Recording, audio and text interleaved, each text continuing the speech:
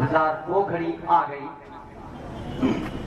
और हमारे बीच में श्री चंद्रिका प्रसाद सर जो कि DPRO हैं, मैं चाहूंगा कि इनके लिए आप लोग जोरदार तालियां बजा दीजिए एक बार।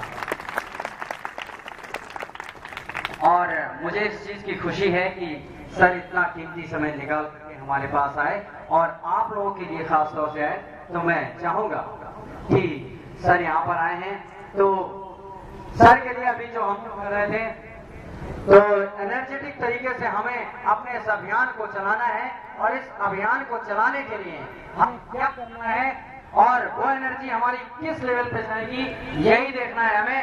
तो निर्मल निर्मल निर्मल निर्मल, जी हाँ, ये निर्मल भारत अभियान जनपद शाहजहांपुर आप लोगों के बीच में आ चुका है लेकर के वो ढेर सारी जानकारियां। जी हाँ, इसके तहत हम आपको देंगे वो ढेर सारी जानकारियां, लेकिन इस कार्यक्रम की शुरुआत मैं चाहता हूं कि हमारे सर DPRO सर करें और कुछ शब्द आप लोगों से कहें जो कि निर्मल शब्द हैं और ये निर्मल शब्द हमारे इस निर्मल भारत अभियान को अग्रसर करेंगे, आगे ले जाएंगे और इस मुहिम को एक सर्वश्रेष्ठ ऊंचाई तक पहुंचाएंगे। तो मैं सर से निवेदन करना चाहूंगा कि आप दो शब्द हमारी जनता से करें। ओके,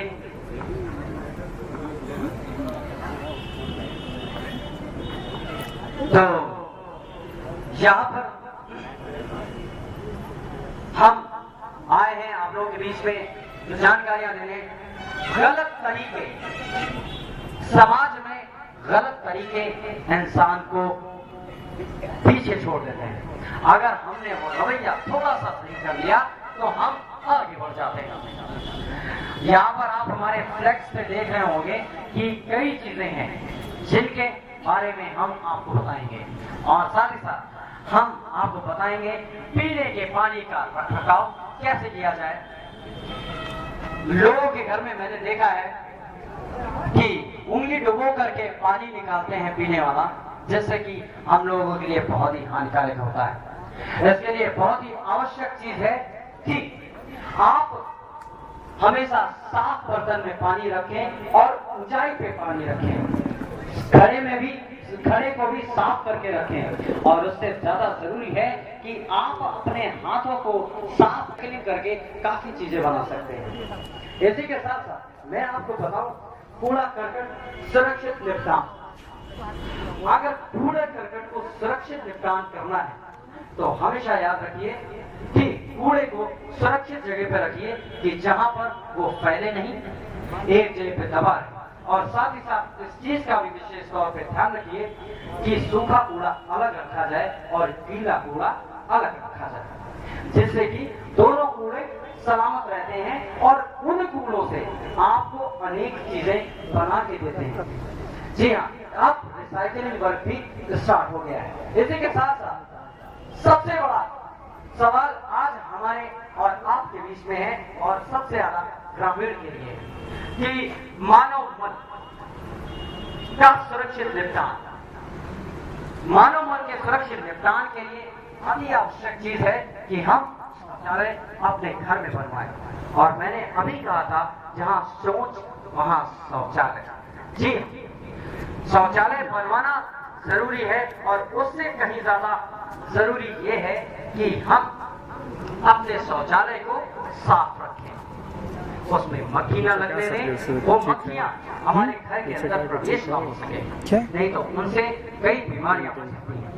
अब अगर हम बात करें व्यक्तिगत स्वच्छता की, व्यक्तिगत स्वच्छता यानी कि हमारे बच्चों के, यानी कि हमारे, या हम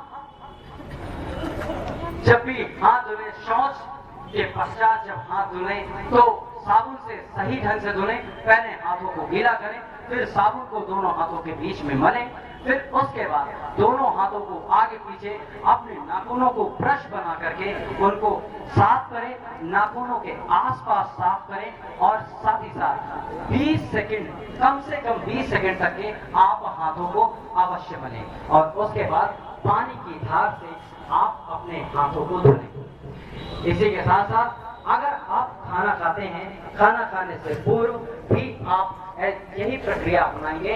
आप साबुन को लगाएंगे, पहले हाथों को गीला करेंगे, साबुन लगाएंगे बीच में, और साबुन लगाने के बाद आप आगे पीछे करके पूरे हाथों को अच्छी तरीके से साफ करेंगे। और उसके बाद आप शुरू के तौलिए से लेकर के आप अपने नल की टोटी को बंद करें, क्योंकि उसके ऊपर आए विषाणु आपके हाथों में दोबारा लग सकते हैं। इसलिए इस चीज का भी ध्यान रखें, और साथ ही साथ आप उसी तौलिए से आप अपने हाथों को पोंछें। उसके बाद भोजन ग्रहण करें। उसी के साथ साथ जब आप भोजन ग्रहण करें उसके पूर्व,